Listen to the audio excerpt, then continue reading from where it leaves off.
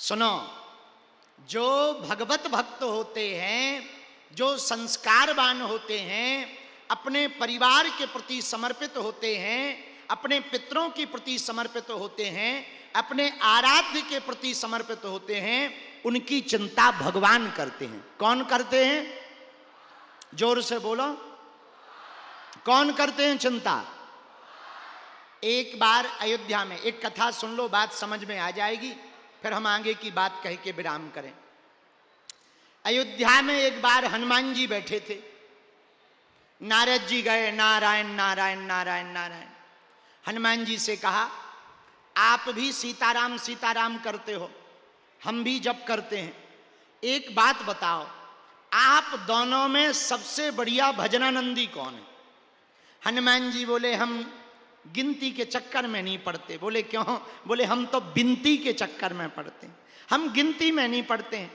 लेकिन आप गिनती में रहते हो तो एक काम करो, आप तो नारद जी हो, भगवान के पास जाते हो, जरा पूछ कर आओ भगवान से, विष्णु भगवान श्री हरि से, कि आपका प्रिय भक्त कौन है। नारद जी बोले, आज ही पूछ के आते हैं, हम तो रोज जाते हैं। अब नारद जी गए भगवान विष्णु के पास, जैसे ही जाने लगे हनुमान जी बोले, रुको, भगवान के पास एक रजिस्टर है, रजिस्टर में भगवान ने नाम लिख रखे, जिस नंबर पे नाम है उसी लेवल का भक्त है। अब नारद जी गए भगवान विष्णु के पास, महाराज आपकी जय हो। विष्णु भगवान बोले, कल्याण हो। और देव ऋषि सुनाओ। महाराज हमने सुना आपके पास भक्तों का एक रजिस्टर है, उसमें नाम लिखे हुए हैं कि कौन कितने नंबर का भक्त है। हाँ हाँ हाँ है, ये लो पढ़ो। नारद जी ने जैसे ही रजिस्टर खोला, पहले ही पेज पे पहले नंबर पे अपना नाम मिला। नारद जी बोले, वाह, अपनी तो चांदी कट गई, फर्स्ट नंबर आ गए रैंकिंग में। अब उन्होंने बाकी पन्ना पलटाए, सबके नाम मिले, पर पूरे रजिस्टर में हनुमान जी का नाम नहीं मिला। अब नारद जी आए वापस, हनुमान जी बोले, कहो नारद जी, रजिस्टर चेक किया? बोले किया है। बोले नाम मिला? हनुमान जी से नारद जी बोले हनुमान जी से, बुरा ना मानना, एक बात बताएं। बोले बताओ। बोले उस रजिस्टर में हमारा तो नाम है फर्स्ट पे, तुम्हारा ब्लैक लिस्ट में है, तुम्हारा है यही नहीं है। एक बात बताओ, तुम भी इतने भजनानंदी हो, हम कहते 10वें 8वें नंबर पर होता, पर कम से कम होता तो पूरे रजिस्टर में 1000 नंबर में कहीं नहीं है। तो नारद जी से हनुमान जी बोले, आपने भगवान की डायरी चेक करी? बोले डायरी भी है। बोले एक डायरी भी है। बोले वो चेक नहीं की, अभी जा रहे। जैसे ही हनुमान जी की बात सुनी, नारद जी फिर गए, प्रभु हमने सुना आपके पास भक्तों के नाम की डायरी भी है। हाँ हाँ, एक डायरी है, ये लो, छोटी सी है। जैसे ही पेज खोला, पहला नाम हनुमान जी का। अब नारद जी टेंशन में, बोले ऐसा तो नहीं है कि हम आए तो हमें रजिस्टर पकड़ा दो, हनुमान जी आए तो उन्हें डायरी पकड़ा दो, सबकी अलग अलग धल रही हो। इसमें हम हनुमान जी का नाम फर्स्ट नंबर पे है, रजिस्टर में हमारा नाम फर्स्ट नंबर पे। अब हम कैसे पता करें कि फर्स्ट कौन है?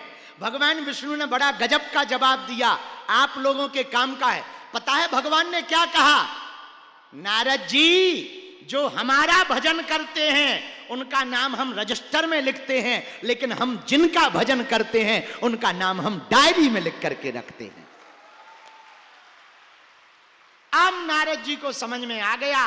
तो भैया इस बात का कहना ये, यदि सेवक बन करके रहोगे तो हनुमान जी की तरह चारों युगों में पूजे जाओगे। चारों युग है परिसिद्ध जगत उजियारा, चारों युगों में हनुमान जी की पूजा हुई। क्यों? हनुमान जी सेवक भाव से रहे। हनुमान जी की पूजा क्यों हुई? हनुमान जी दास भाव से रहे। हनुमान जी की कलयुग में पूजा क्यों है? जो हम लोगों पर विपत्ति आती है, हम लोग भगवान को पुकारते हैं, लेकिन जब भगवान पर विपत्ति आती है वो हनुमान को पुकारते हैं। और कलयुग में हनुमान जी के जैसा कोई दूसरा देवता नहीं है। और देवता हनुमत से संकट कटे, संकट कटे, संकट कटे। हनुमान जी के जैसा भैया कोई दूसरा देवता नहीं है। कलयुग के राजा हनुमान जी हैं। जोरा बालो, अब तुम्हें यत्र तत्र भटकने की आवश्यकता नहीं है। एकमात्र हनुमान जी के चरण पकड़ लो। यदि तुम हनुमान जी के चरण पकड़ लोगे भैया, तो तुम्हें किसी के पास भटकने की आवश्यकता नहीं। हनुमान जी स्वयं राम जी से मिलवा देंगे। बालाजी महाराज के कृपा पात्र बागेश्वर धाम पीठाधीश्वर परम पूज्य धीरेन्द्र कृष्ण शास्त्री जी महाराज का पावन संकल्प।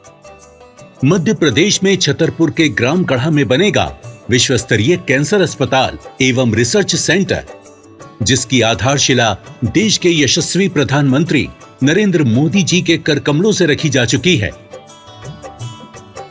200 करोड़ रुपए की लागत वाले 100 बेड के इस अस्पताल में गरीबों का होगा मुफ्त इलाज। ये बहुत बड़ा अवसर है, बहुत बड़ा काम है। संकल्प बड़ा हो, संतों के आशीर्वाद हो, प्रभु की कृपा हो, तो समय सीमा में सब पूर्ण होता है। हमारे प्रियजनों, बागेश्वर धाम पूरे भारत के लोगों, अभी तक अस्पतालों में मंदिर थे, अब मंदिर में अस्पताल होगा। कैंसर हॉस्पिटल निर्माण हेतु सहयोग देकर पुण्य के भागी बने।